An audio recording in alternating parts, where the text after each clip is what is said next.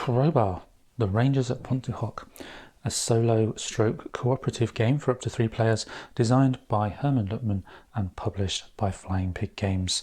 It's D-Day. The Rangers are attempting to scale the cliffs at the Pointe du Hoc and find some German artillery guns that have been hidden somewhere in the French countryside immediately beyond.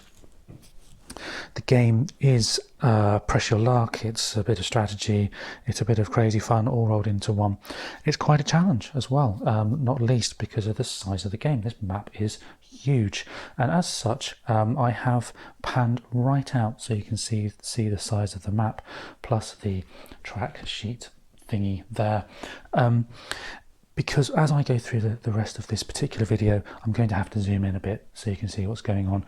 We do have a ton of counters, and I haven't placed any of them on the map at the moment because there's a few procedures in the game which make it interesting, shall we say. There's lots of things to do. Each of those things do something slightly different depending where you are on the map. And the best way to show you and to talk about those components and the things that you do at different phases is to actually start with map empty and talk about the different zones on the map. So the first thing to think about in the game is how the map is structured. I do have the map rotated to one side, and ordinarily the top of the map would be here where the road is rather than on the left as it currently is, and that's purely because it doesn't fit on my table any other way. So just for clarity's sake, when I refer to columns and then I point like this, I do actually mean columns going down the map. So the game is structured on a grid, and you do have those columns, as I said, and then the rows going along.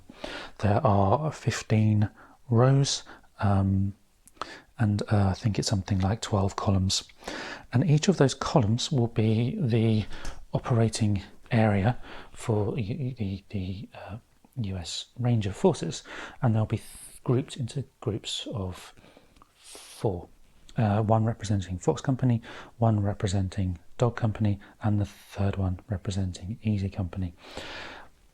Within the map itself, there is a few areas that are labelled with a letter. So you have sort of Zone A, Zone B, Zone C, D, E, F, and so on. And they are specific zones that break the land portion of the map into 3.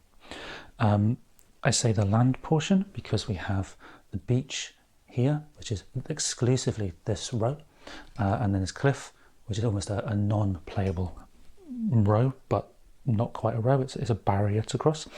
And then we have 4 sea spaces, including the at start space, which is where the landing boats of the Rangers do start the game. Dotted throughout, we also have various types of terrain, and I'll get more into that as we look at it. But broadly speaking, we have things like gun emplacements, sort of here and here. We have these casements there. There's a command bunker at the top. There's a minefield or 2. We also have some houses, and then this road. And the road is quite important for victory conditions, which I'll come to a little bit later. Okay then, let's zoom in a bit now and have a look at what some of these multitude of components do. This is the record chart, track sheet, debris that keeps an eye on stuff, and it's going to help you work out how well you're doing in the game. The points are on this side, and also when the game is going to end and the status of certain events during the game. The aim of the game is to capture these artillery guns as quickly as possible, and as many of them as possible. And you need to do that before the end of the 12th hour of June the 8th. We start on June the 6th, and you work your way down this time increment track until you get to June the 8th. 12 o'clock, or the 12th hour on June the 8th. The game will also potentially end when the relief column reaches its final space. The Rangers have been reinforced at that point. If you run out of time before you reach the relief column, or before the relief column reaches the end of its final space, you will be penalised. Also on this track is the status of the German counterattack, which, depending on what happens in the game, will move. When it reaches the end of the track, it will flip over, the counterattack will happen, you'll move to its second, third or fourth counterattack side, and then begin again. Potentially 4 counterattacks during the game.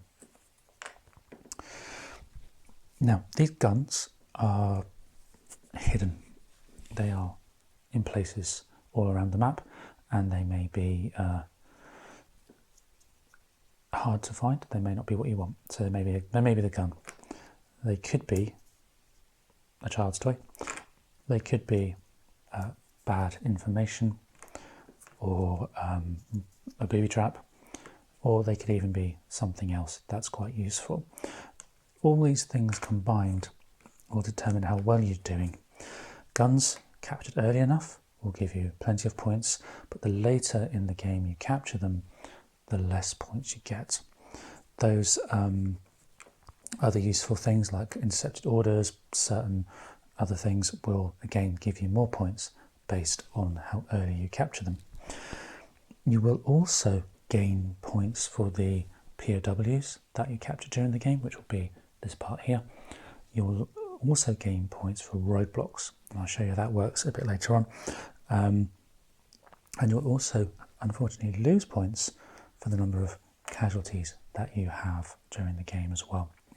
So the aim of the game, points through the guns before time runs out. There are a lot of counters in this game, and each of them does slightly different things. And one of the easiest way for me to highlight certain things about certain counters is to actually follow the setup procedure, or a variation on the setup procedure, where I talk about the counters as I'm placing them on the board. The board does get quite busy, which is why part of the reason why we start with very little on the map. This may not follow strictly the procedure in the manual, but this is just a way of showing you the various things as we go. So the first thing you need to do is place the guns, or the first thing I'm going to highlight is how to place the guns. So the guns are this great big pile of counters here, and on the map there are locations with stars, and you will place one of these counters with the question mark facing upwards on each of the stars. So for preferably without being able to see what they are, but you will be able to see, for example, you have 2 stars there, you get 2 counters, and also here and here and so on. Other spaces, like these ones for example, will just get 1 counter each. And you'll place these on the board until you have none left. Most places will have 1 or 2 counters each. However, there's a couple of spots that will actually have 3, and they are the historical locations of the guns themselves, where they were actually found during history. So these 2 spaces in the corner will each have 3 of these gun counters, and this is what you're trying to find during the game. They're not going to be undefended, as you might imagine, and so you're going to place a range of German counters throughout the game. You'll have the command bunker, which is going to go just there. You have the flak gun, which sits just here. Now these counters have various numbers on them, and when it's just 1 number like this, that's their close combat strength.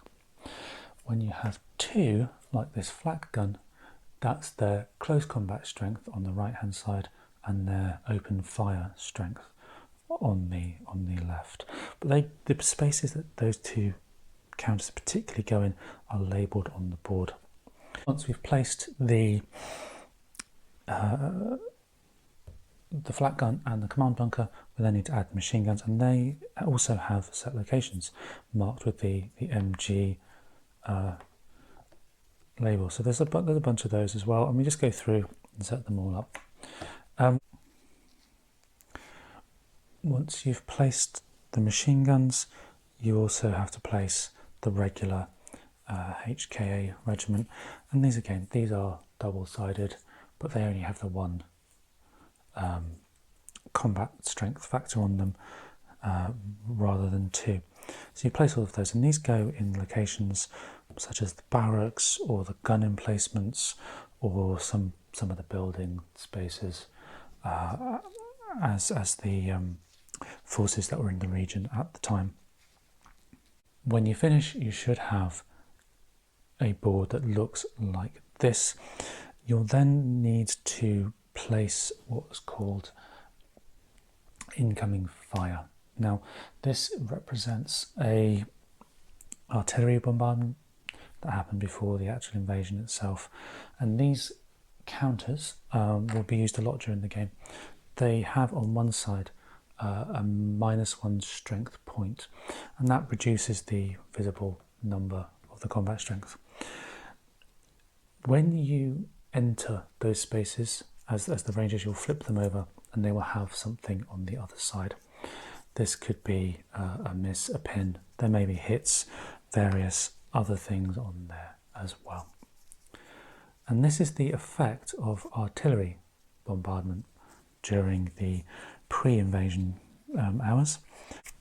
I rolled a 3, adding 10 to it gives me 13, meaning I placed 13 of these incoming fire counters on the German units at the start of the game. I can place a maximum of 2 on any one unit. This row here is called the cliff top 5 row. The cliff is this space here that doesn't actually have a grid on it, and this is the cliff top. The artillery bombardment, Operation Flash Lamp, as it's referred to in the rules, happened pre-invasion. So you need to, as the first thing you do in the game, is to reveal one of the counters that is on the board, or that are on the board per space that you have counters on. So for example, you would reveal the top one of each of these spaces, applying any effects. For example, we have a hit, meaning the unit underneath is damaged. Just flip it over to show that it's hit, and then remove to one side the counter. That was a miss. You have these various pinned markers, which affects how people shoot and roll dice and things. And you do that for every counter on that row where something, where a shell hit, if you like. Once you've done that, this part of the board is set up. Now that doesn't happen in this sequence in the setup, but just to keep everything in one space at the start of the video, I've done it all at this side before moving more onto the Rangers on this side and the start of the invasion itself. Over at the C end of the map, you'll start off with this long line of LCA landing craft. They have 2 sides. There's a regular side and then a damaged side. Each of these craft will have some of the units from the Rangers in them. They will either have at the beginning a strength 10 Ranger unit, or they will have a strength 6. The difference is whether one is a support landing craft that carries supplies, or whether it is a regular non-supply landing craft.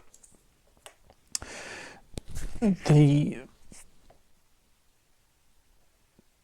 landing craft may also have these counters here, which represent the company commanders. Each third, every 4 columns represents a different company. So Fox, Dog, Easy Company. Each company will have 3 of these strength 10 units, a strength 6 unit, a supply counter, and a officer. There's also another officer in the game, the battalion commander. We'll get to that in the end. And it's important that once the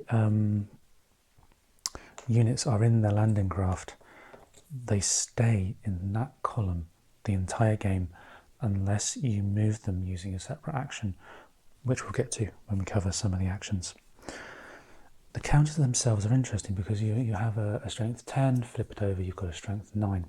Should you get injured any further than that, you can then go down to a new counter. You just replace the counter. So here we have, for example, strength 7, there's an 8 on the back, you'd have a 6 and a 5, and you just swap out the counter when they're injured. So each of those counters represents basically two steps in the health of the unit. When you get down to 0, you're eliminated. But let's worry about that a bit later, because at the moment we want to place all our units into our landing craft and begin the procedure to start the game. Okay, our Rangers are in their landing craft, the artillery bombardment has happened, Germans are in locations along with the possible guns. All that's left to do now is start the invasion. And that begins with moving the landing craft. And how are you going to do that? With these dice. These dice are movement dice, and they are the main thrust of how the game works. There are 4 different types. There is a low risk, which is the green, a moderate risk, a yellow, a higher risk, kind of red colour, and a very high risk black die. Each of these die have a number of faces, and each face represents at least one action, sometimes 2, or an effect, or an effect. When you begin the game, these die do something slightly different to what they do in other parts of the game. So the initial step is different from what would happen on turn 1 in the sea. That is also different from what would happen on the beach, and that is also different from what would happen on the rest of the land. So we're just going to follow the procedure for one of the companies. I'll turn the camera off, follow the procedure for the rest, and then we'll look at what happens again with just one company in the different parts of the board.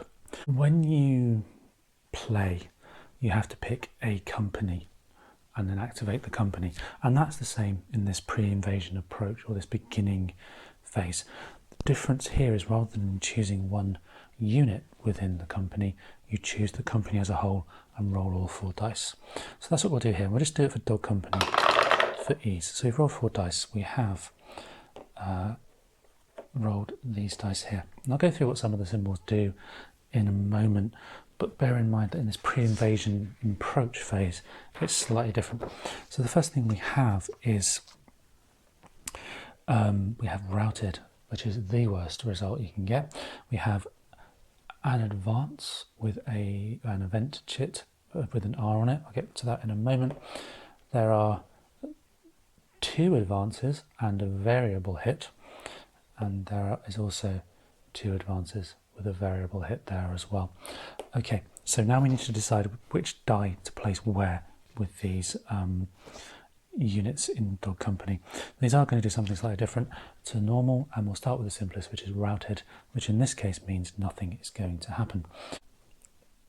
So one of these units will simply stop their activation straight away with that dice, and what we're going to do is we're going to say it's the support LCA, this one, and we'll just highlight that as activated.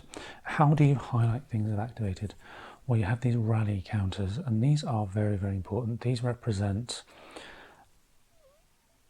the safe location for a unit. They also represent on the other side whether or not a unit has been.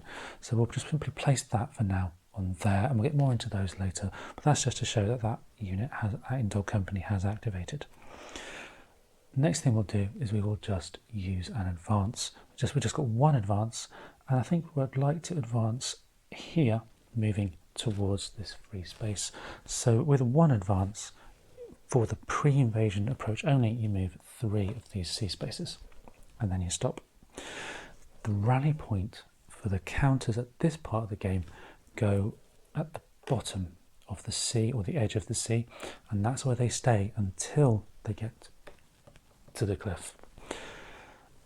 We then have 2 dice the same, and we need to decide what to do with them. Both of them are somewhat unfortunate in the sense that we have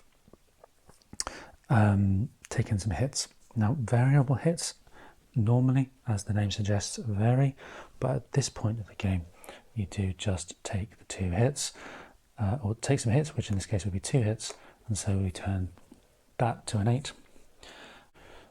Once we have reduced the health of the unit, we then need to do the advances, which are those 2 dots, which hopefully you can see there. And for this part only, they mean you move 3 C spaces and then finish on the beach. Immediately one of these landing craft land on the beach, you have to do what's known as a J projector launch, which is basically a grappling hook fired from the boat. So you roll 2 dice, regular dice, and apply the results. Now this is going to indicate how good a hold that grappling hook has had on the cliff top, if any at all. They are the grappling hooks launched from the boat were apparently not particularly good, and so it's really only the 9, 10, 11, 12 numbers that do anything. Here we've rolled a 9, which means we have what's referred to as a shaky hold on the cliff, meaning that it's going to be slightly easier for that unit to get up the cliff towards the land areas. Because we've landed on the beach, the LCA unit is no longer needed, and we move that out of the game. We just need to highlight the unit as having been activated. These are the same, and we'll just do that with this unit here. Same thing. This time we're under 6, no effect. So this comes out of the game. And of course we do need to take notice of those hits, reducing the unit's strength. Now the observant among you may have noticed that I didn't do anything with that R. Those letters reflect events, which we have here. We have the Rangers events in that kind of orange colour, and then German events. Normally, when you get one of those letters, you will do the action associated with that, which is to draw an event chit and apply the effects of the event. We don't do that in this pre-event phase. There are also some other things we may have got. For example, shaken, which means it's one down from a route, which means basically you just give it a shaken marker and it has effects later on. Or you could have rolled the stop activation, draw a time card, or draw a card marker. Stop activation means stop. Draw a card means you take one of this big pile of cards haven't looked at yet, but that will move tracks on the track sheet. Either the relief column will advance, the counter attack will advance forward or come closer, or time will move on. In this phase though, as before, you don't draw a card, you just move spaces. So there's a fair few differences. Now I'm going to stop this phase here for the demonstration of the video purposes only. And I won't do the others, but you would repeat this procedure of rolling all 4 dice, moving the boats for each of the 3 companies. I've completed the pre-invasion approach for the other 2 companies. I'm now ready to start the game proper. I promise it does not normally take this long to do the setup and the pre-invasion approach.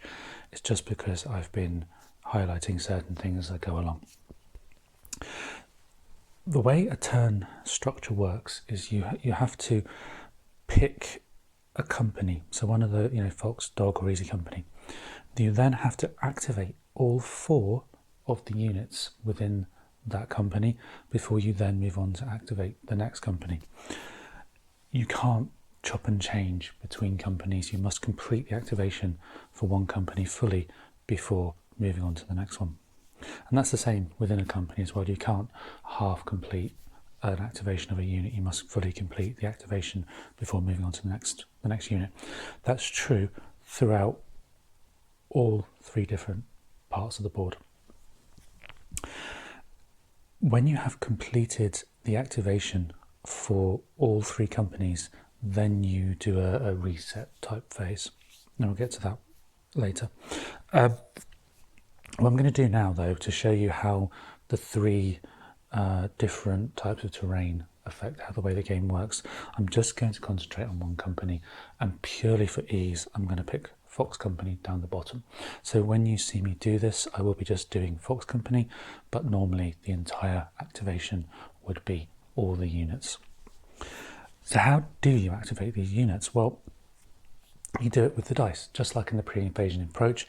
However, you have this idea, press your luck idea, where you need to choose which of the 4 dice you want to roll and then decide whether or not you want to roll again, or whether you want to stop.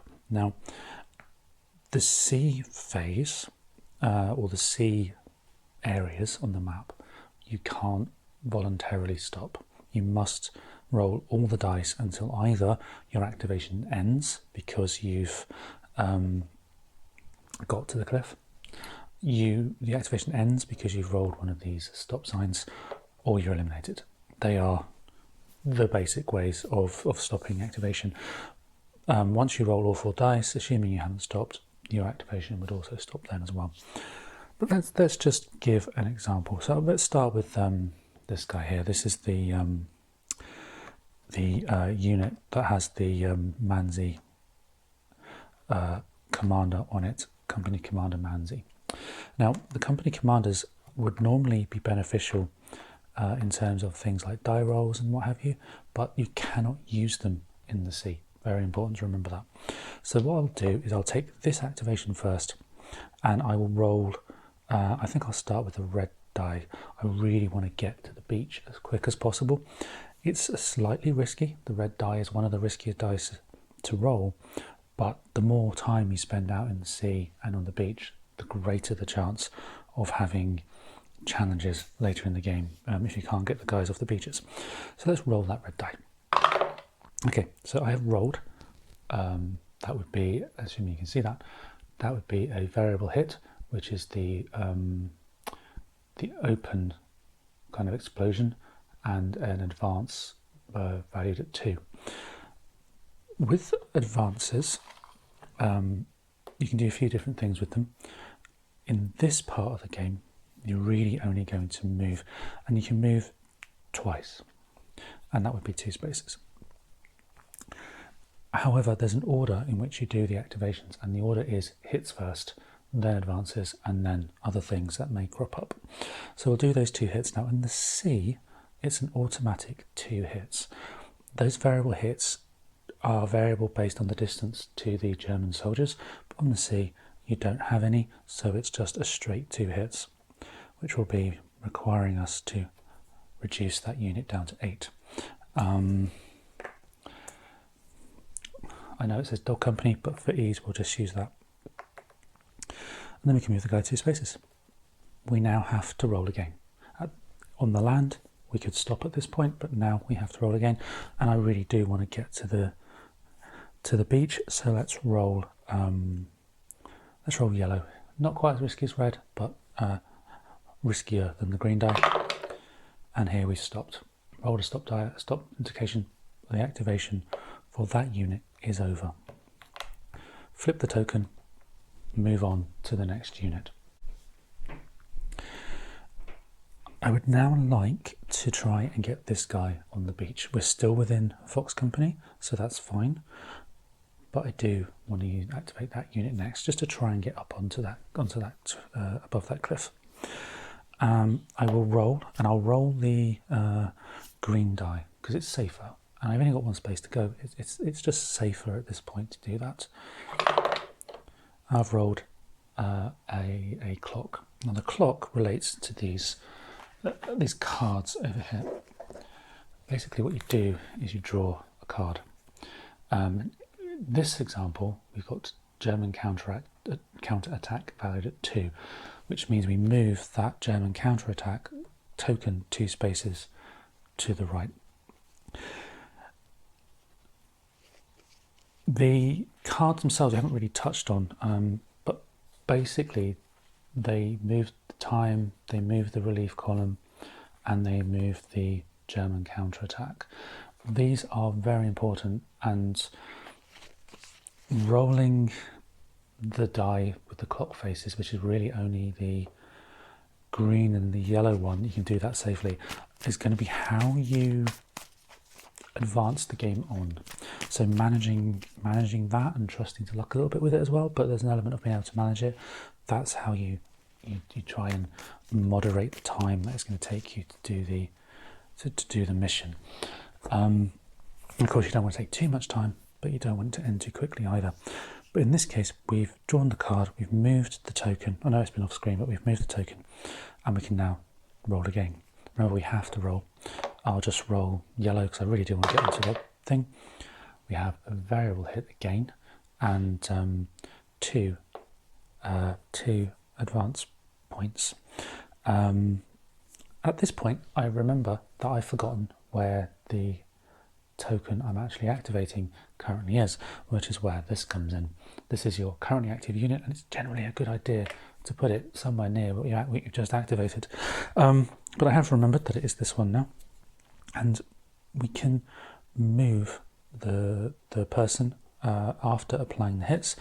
And again, I will grab the first 8 value counter I see, even though it's not the current unit. Except of course that was a 6, so let's change that for a 4. Okay, and we'll move the one of those activation points like so. We've reached the beach. We must now launch that J grappling hook. So we roll 2 regular die. We rolled an 8, which, if memory serves, is not good enough to get a hold on the cliff. Let me just double check. No, there's no hold on the cliff, even though we rolled an 8. And so we will take that off. It comes out of the game, and we now have to roll again because we're on the beach. The beach is a slightly different thing to the sea. But let's just carry on anyway, just to demonstrate how you would continue the activation. On the beach, you do also have to roll for the dice. You cannot willingly, voluntarily stop. So we're going to have to roll again. This time we've only got the yellow, the red and black, which is a problem. In order to get off the beach, we need to get across the cliff, which requires 3 activation points. Now those activation points required to get above the cliff is reduced by the presence of counters like the shaky hold, or if you're lucky, the firm hold. And so you're going to need to roll these dice to get those activation points. The good thing though is that when you have, as I did, more points than you necessarily need, or that you can't spend, you can do one or two things. You can either use a spare use an activation point to do a special action, or you can save it and use it at a later date. For this particular unit, what I've decided is I'm going to use it as a special action to a regular grappling attack, which is basically exactly the same thing as a grapple done with the boat. You're just doing it with the soldier, and you've got a better chance of success. We've got a 10. Now a 10 for a regular grappling attempt is actually a firm hold. And the reason I've done that, rather than save the point to get up over the cliff, is that firm hold reduces the required advances down to 1. So we start at 3, shaky holds are then 2, and this is 1. So that's the minimum needed to get up over that cliff. Okay. I do now need to continue the activation, so I'll roll again. And we have a stop.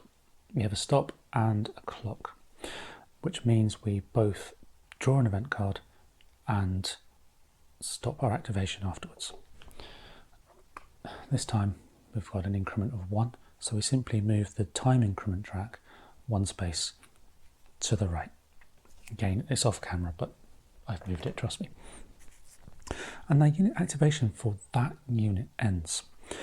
Now the rally point stays where it is. Even though we've got to the beach, it stays where it is until we cross that cliff. And now we have to do the next unit. We return our dice. I would like, I think, to get this unit here. And we do have the potential for combat at the top of that cliff, but we'll get to that if we get to the beach. So the current active unit is now this unit here. I do want to get to the beach, so let's roll that 2, the yellow dice in the hope of getting 2. We've got 1 advance and an event chit. So we'll do the advance first because that's the order that they go in, so we'll just move it 1. And then we have to draw an event. Now these events are these tokens here. They're different from the event cards, so these actually have an effect. There are many of these counters, and they're double-sided, one side being for the Germans, one side being for the Rangers. As you can see, there are plenty of events to keep you busy. When the token, when the die that you rolled has a G, that's obviously a German. So we're going to pull a German event before we go on to the next activation.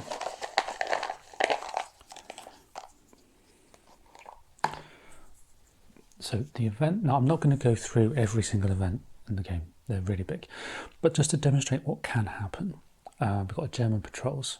Now the German patrol event means we take some grenadiers and a machine gunner and place them in the zones occupied by Dog Company. In this case, there are event chips specific to each company. So even though I haven't activated a unit from Dog Company, the event affects a different company. And in this case, we're just going to pop the counters with their full strength side up at random away from the approaching Dog Company.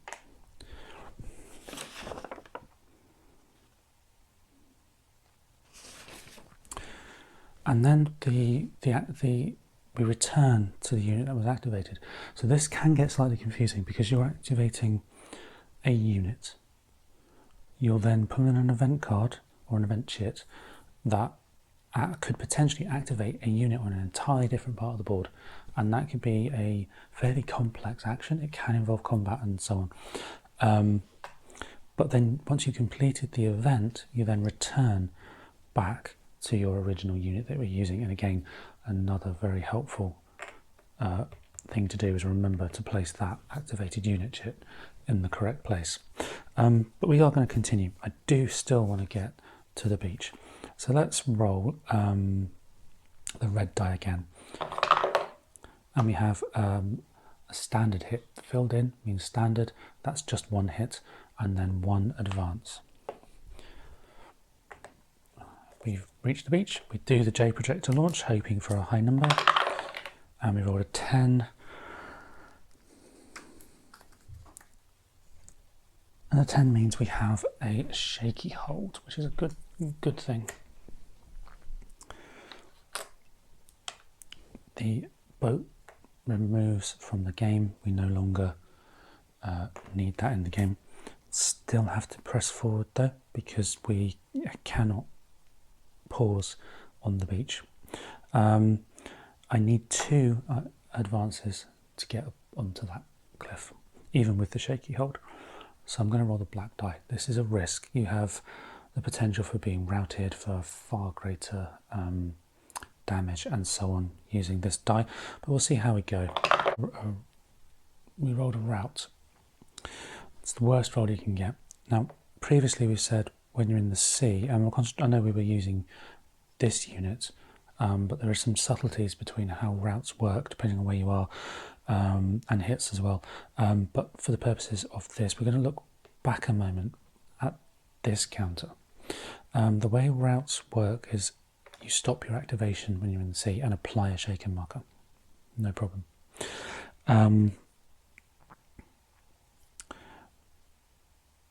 If you're already shaken and you are in the sea, you would actually have to return back to the start. Okay, but fortunately that's not the case here, because we are not activating that unit. Now on the beach, the way that route works, I've already applied the shaken marker here. If I had rolled a route and we were already shaken, you would keep that marker and then you would take a hit as well. That unit has been activated.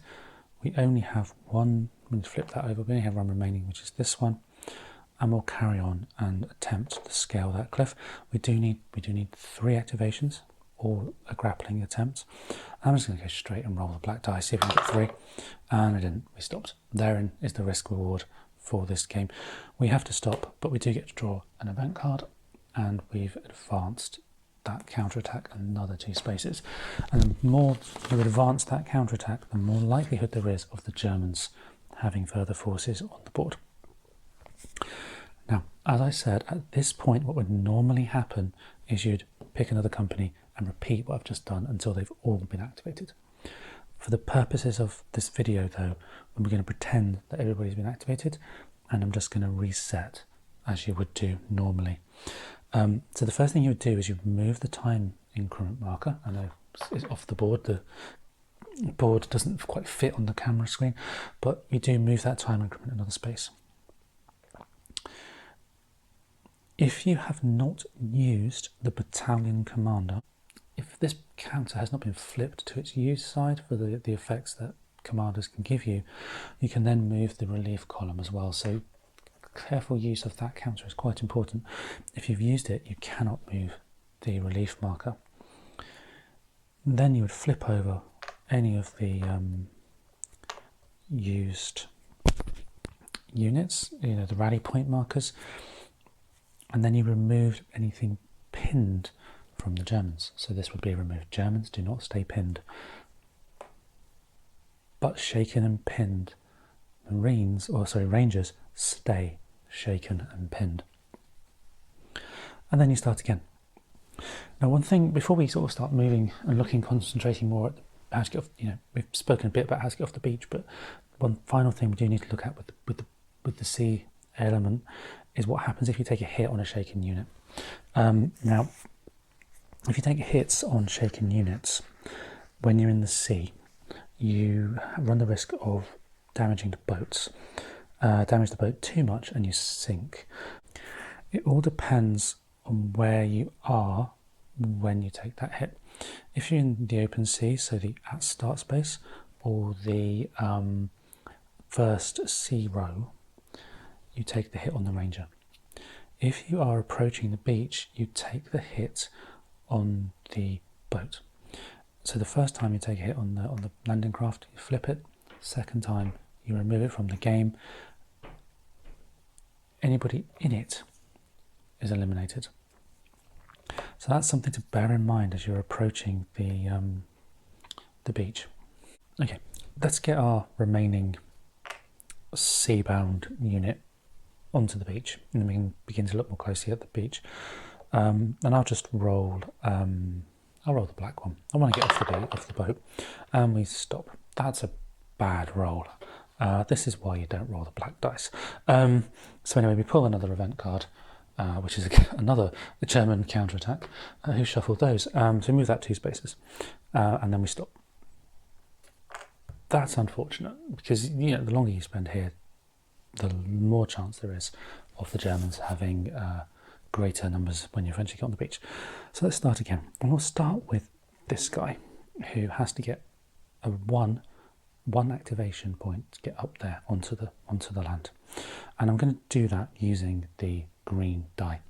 It's the safest, basically, and we've done it. Now, when you have achieved that, you move onto the land. Yay, successful. If you you would have to resolve any close combat. So, for example, if I'd done that here, we would have a close combat, but we'll look at that in a minute. And this is where the game changes. So no longer do we need to worry about rolling and rolling and rolling. We can now think a bit more about when we're pausing. That initial rush to the beach and off the beach has happened, and now we're on the land, and we can be a bit more strategic about what we're doing. So you do need, when you first cross that that cliff face, you do need to bring the rally point here. And that's important, because that is where you're going to retreat to if you have to, and various other things. Now that we're on this space, we can never go back down the cliffs. But more importantly, we get the chance to pause and reflect and stop rolling if we don't want to. So that's what I'm going to do. I'm going to stop there, because when you stop, or consolidate as it's known, you can do certain things. You can remove shaken and pinned markers. If you are starting the consolidation in the same space as your rally, you can increase your health up to a maximum of 8. You cannot go over 8 with that action. 8 strength points, that is. If you are, for example, here, and your rally point is behind you, your consolidation brings your rally point forward if you wish. Final thing you can do, you can move the unit back towards its rally point. So if we were here, rally point's there, we can move back. That might be useful if you've cleared your row and you want to come back to support your guys, things like that. The other thing you can do is what's called establish Rudders HQ. Now that will only really happen with the battalion commander. But what you would do is you would place a certain chit onto the map where that space is, and that would add benefit to some of those events. The chit itself is this one here, and it would just go on the map wherever that battalion commander was at the time that you choose to take that action as your consolidation action. Many of those counters along the top are related to the events, and unless one crops up as I'm demonstrating how this works, I'm probably not going to go through all of them because some of them will only be applicable in certain circumstances. There's a lot of different things with their own little rules in them, but so we're just going to go through the overview of how things work in general here. But we've chosen to stop, and because we've stopped, we are sharing a rally point with our a space with our rally point. We're going to increase our health as our rally action, and we're going to go up to 6, and that's the activation done. Jolly good. This unit would need 3, so I will activate that unit next with, I'll use this one. Now there's a reason why I'm going to use this one. Hopefully it will come up. And we've rolled a shaken marker. Rubbish. No, shaken just becomes shaken and you carry on. That's important to note. You don't stop with shaken.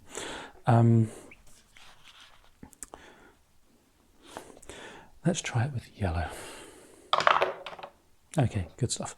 We've got a dot, an activation dot and a German marker. Now, I do not want to use that activation marker for anything.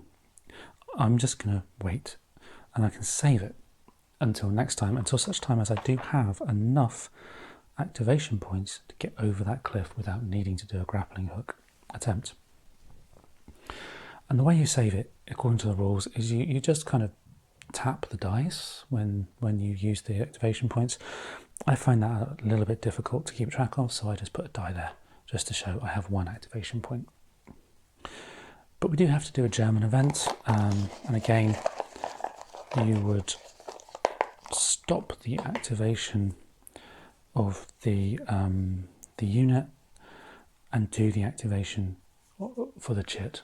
And in this case, we've got an unexpected obstacle for Easy Company. Now, Easy Company are all the way over there, and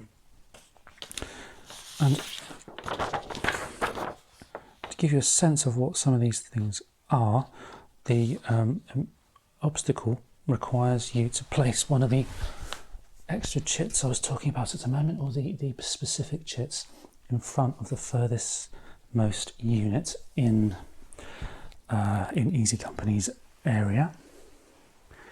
And basically what the obstacle would do would add an additional activation point cost to moving into that space. So here it would cost 3 plus the 1 now to get into that cliff top space. We'll get more into obstacles and movement costs in a moment, because that's very much a land thing. But let's think now about this unit. I had to think for a moment. Okay, handy that we've got this. I still need to get up there, need to get 2 more activation points.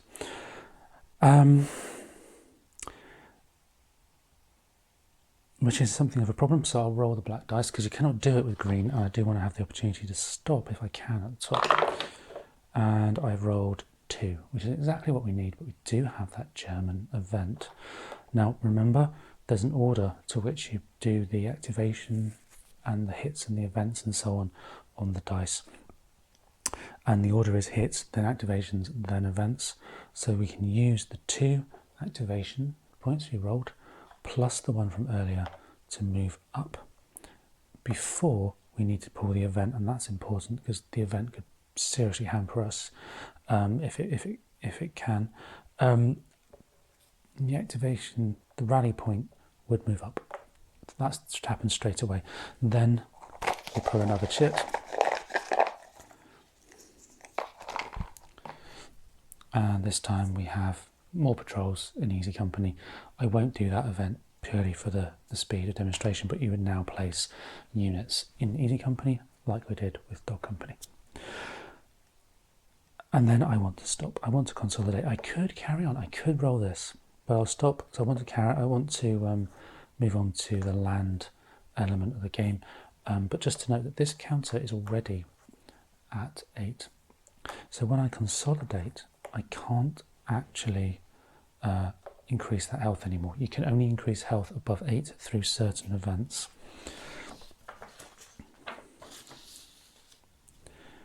But because I am shaken, I can use my consolidation action to remove that shaken marker. And we flip the counter.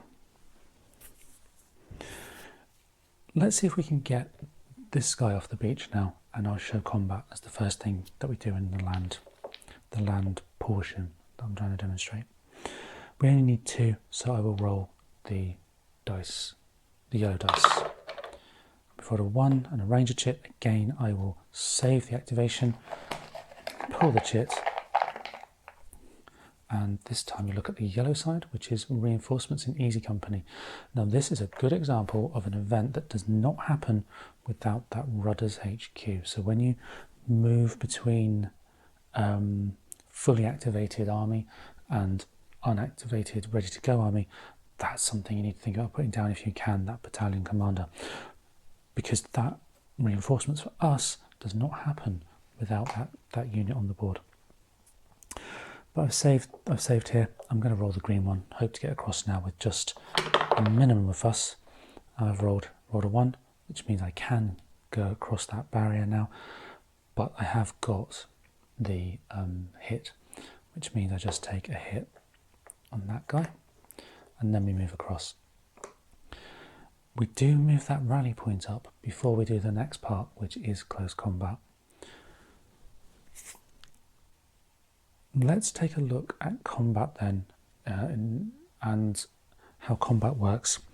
And it's very much dice based, as many other things. And this is PnP, so this isn't how they look in the real game, I'm sure, but this is the dice that you would use rather than the movement dice. And what you need to think about, and I'll just remove the counters for a moment. What you need to think about with combat is how many dice do you roll. And very helpfully for the Rangers, you actually have these soldiers printed, and the number of soldiers printed is the number of dice you roll. But basically it's the strength point value divided by 2, which in this case would be 4.5, rounded up to 5. And then you modify that based on what's going on in the terrain and so on. Now what your opponent rolls, or the game rolls, is the is the same thing. So this one being a flat gun, we use the value on the right, so it's a 2. So at the start of this combat, we have 5 green dice and 5 white and 2 white dice. Now, some of you may be wondering, have I jumped ahead a little bit, and what do I do about this? And you're absolutely correct. I have overlooked something, and that is this. When you first move into a space with one of these counters, you flip it over and do what it says. Now in this case, it's apply a pinned marker. Now pinned, for the rangers, means you can't move or shoot. You have to kind of recover first. That's what you have to do. And that's a special action that you use one of the activation points for. However, for the Germans, it means they would never move from their spot unless they retreat, and retreat only happens during close combat. But let's go back to the combat. So we have 5 dice versus 2. However, we're shaken, and with the dice you adjust or you gain or lose a die based on certain factors. There's a very helpful fan-made player aid which does this in a visual way to show you the sorts of things you adjust for. In this case, we are shaken, so we lose a die. We have crossed the cliff face, so the Germans gain a die.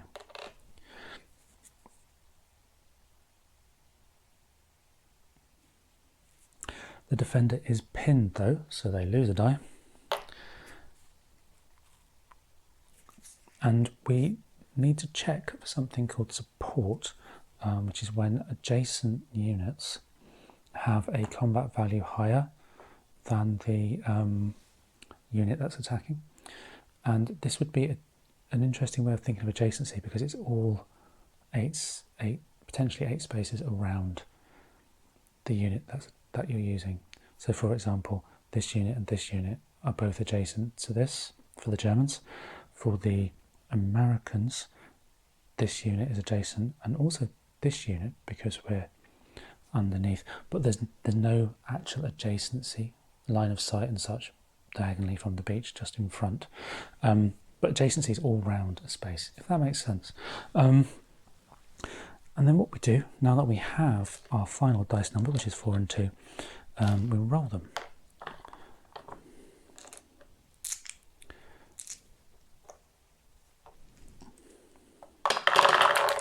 And we've rolled nothing but misses, which is not very helpful. Now what would normally happen is if you score hits, hits are 6, you would take a damage. And that's true for both sides. If you roll a 5, that's half a hit, meaning you can, 2 5s, you scored a hit. A 4 is a morale loss, and they are the important things when it comes to winning the combat. 1s, 2s and 3s are misses. Now what would ordinarily happen, if pretend for a moment we were here, and nobody scored anything. Normally there's been no morale losses on either side, both units have survived, the attacker retreats. Because we are here, we can't retreat, so we can't go back down, so we have to roll those dice again and do another combat immediately. Here we've rolled a 6 and a 4 for the Germans, nothing for the Rangers. So we would take a hit, that would come down to an 8. Again, it's the wrong company, but for demonstration. And then we rolled a 4. Now a 4 is a morale loss. We have lost that combat, we have to retreat, but we can't.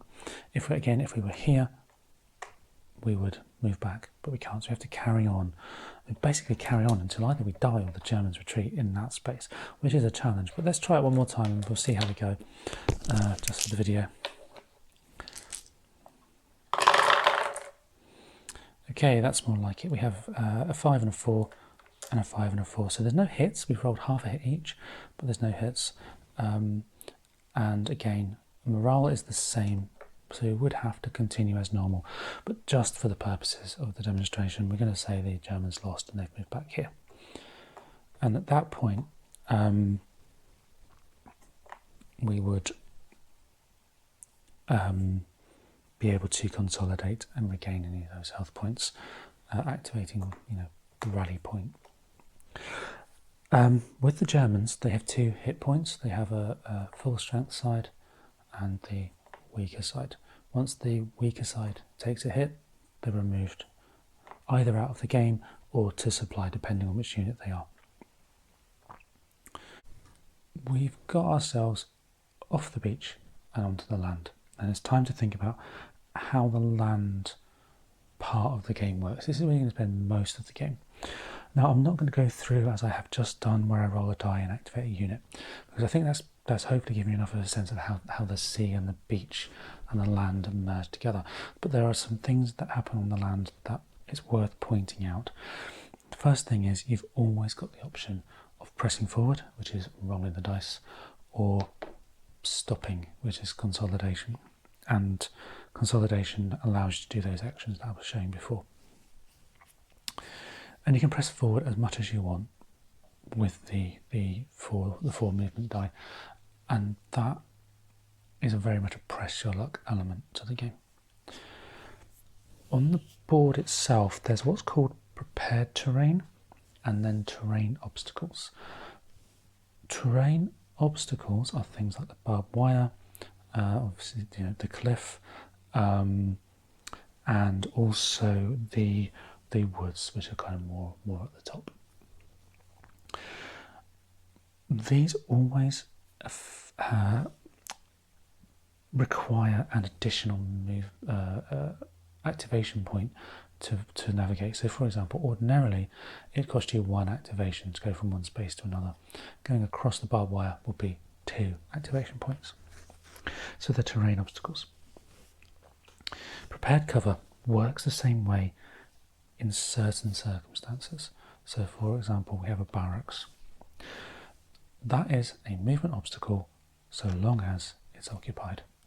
If it's not occupied by a German, it's no longer an obstacle and counts as a clear space for movement purposes. It's worth bearing that in mind. There are some features that don't really come into play unless an event jet is drawn, the obvious one being the minefield. You have a certain minefield event token that activates that. We also have greater use of the company commanders. Now, company commanders can be flipped. Let's pretend for a moment it's with this unit. If the unit wants to reroll a die, or it wants to add a die in combat, a couple of other things, you flip it over and it is used. Between activations, you can also open fire, and that's ranged combat. And again, it's based on dice. It would be the number of die, the strength point value divided by 2 and rounded up, and then you'd roll the die and you'd apply hits. And for open fire, a 6 is a hit, 5 is a half hit again, and 4 is pinned. So it's the same results as the close combat.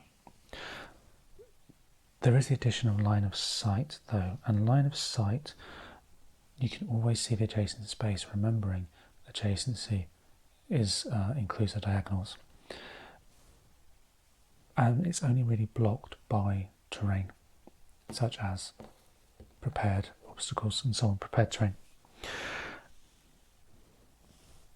The range that you can shoot impacts the number of dice you roll. So, for example, it's a negative die for each space away from the fire that the target is. Broadly speaking, though, it's just a case of rolling the dice. Now, the other thing you can do when you've saved up those activation points, much like when you save them to cross the cliff, you can save them to do special actions. Now, you can do what's called a recon enforce, where you flip a token, one of these incoming fire tokens, to reveal it before you enter the space. Normally, as we did before, you would reveal them when you enter the space. That would cost you 1 advance. The grapple we've covered, only applicable here, but you try to place one of these tokens using your rangers rather than the boat. You can regroup, which is when you can remove a shaken or pinned token. So say it's here, you remove it with a special action, which is an advance. You can hasty fire, which is where you roll the dice, same as before, half the combat die rolled up. Any 5s or 6s are hits. The other thing you do is redeploy, and this is the only way a ranger can move between columns. 2 ways it can work. You can, for example, move a strength point from this column to this column if you are adjacent, or if there is no ranger anywhere in that column, i.e. the ranger unit in that column is eliminated, you can divide a certain number of strength points and create a ranger in the adjacent column. You must always leave at least 1 strength point in the originating column though. You cannot fully move, but that's the only way you can transfer strength points between columns. The other thing to remember, or the other thing to note really about land spaces is the road. I mentioned it right at the beginning. It's part of the victory conditions, and it's when you secure a roadblock. Now a roadblock is when you have 2 units from the same company, and I know these are dog company units, but for demonstration, when you have 2 on the road in their zone with no Germans anywhere behind them. So in this example, this row would count because there are no Germans. I know there's a unit there, but there are no Germans. This row, however, wouldn't because we have the Germans. When you have the 2 together with no Germans, that's a roadblock, and that is a victory point. If you get a 3rd unit on there, let's find a 3rd unit, you then start to reduce the effectiveness of the Germans through having so many of your units on the roadblock. You have a maximum of 3 roadblocks in the game, 1 for each company zone.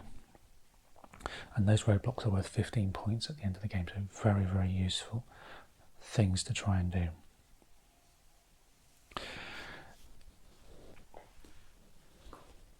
Okay, that has been an overview and a little bit of a playthrough, example of play for Crowbar Rangers at Pointe du Hoc. It is quite a complicated game. There's lots of little things. I mean, there are some things I just haven't covered because they're one-off things you might see as part of an event. And because you're drawing those events at random during the game, you may or may not see them from one game to the next. So I've not covered everything by any stretch that's in the game. What I have hopefully done is given you enough to know the broad brush of how to play the game and how things fit together, and a few things to keep an eye on as you play. What I'm going to do now is I'll reset back to the point where the Rangers had finished the pre-invasion approach, and I'll film a proper playthrough, or some turns of a proper playthrough. The full game is several hours long, just so you can see how it all fits together. I hope the video has been helpful. Please like, subscribe, what have you. It does help the channel and it's appreciated very much. But for now, my name's Neil. This has been Diagonal Move, and I'll see you next time.